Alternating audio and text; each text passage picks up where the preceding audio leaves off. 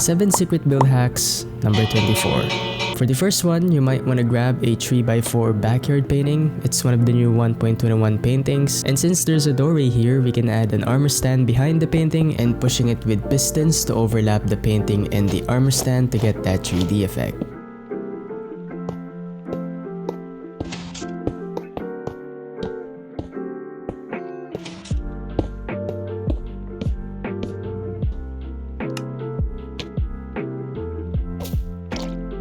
And yeah, as simple as the piston trick, we now have a 3D painting effect. And if you want to know more tricks on paintings, you can check out this video. Literally every painting trick I know is in there. The link will be in the description if you want to see the full video.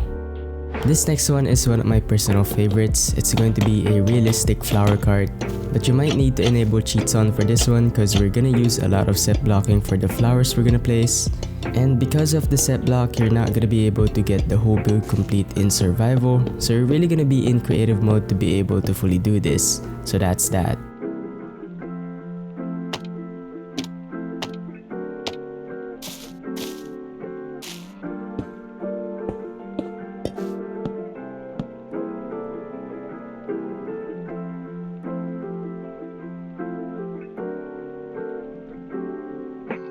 Now that we have the basic frame and details of the cart, we're now gonna use the set block command to place flowers on the item frames.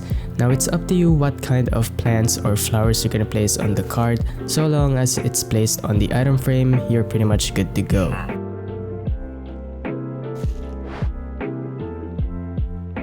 Now I made some other variations you can do, like this magical plant cart. And this one uses more exotic plants like mushrooms and roots, and the blocks used here are darker to fit the theme.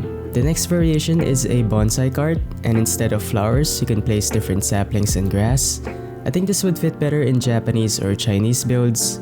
I will make a poll on the community tab on which flower cart is better. I will include the link in the description for that as well.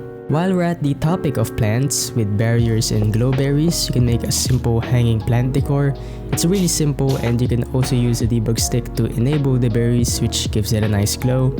But if you're playing in survival, I guess you can do it with moss at the top instead and just surround it with vines to make it leafy.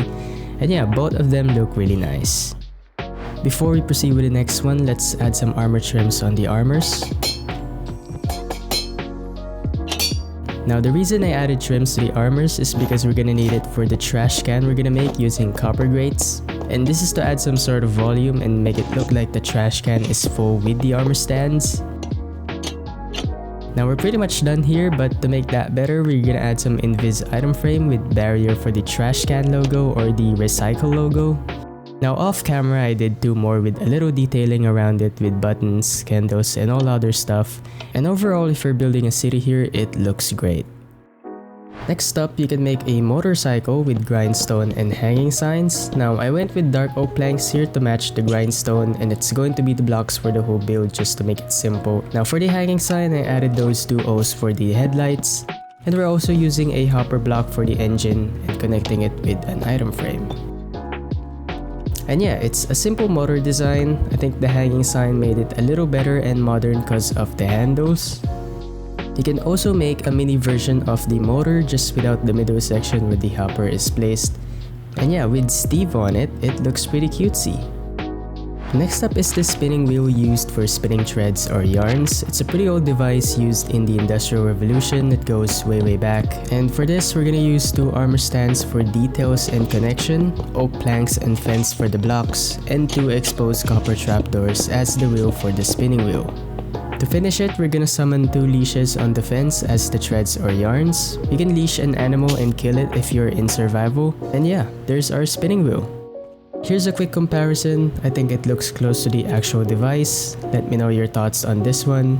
And again, if you're in survival, you can add a loom in this part, and you somehow made a functional looking device that's connected to the loom block.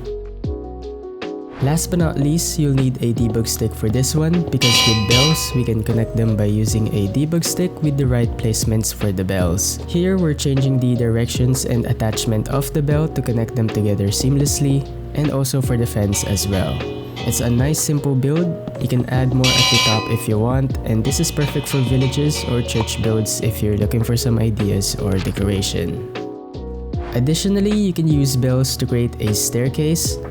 And with bells being in the game for so long, I have no idea how I missed this one.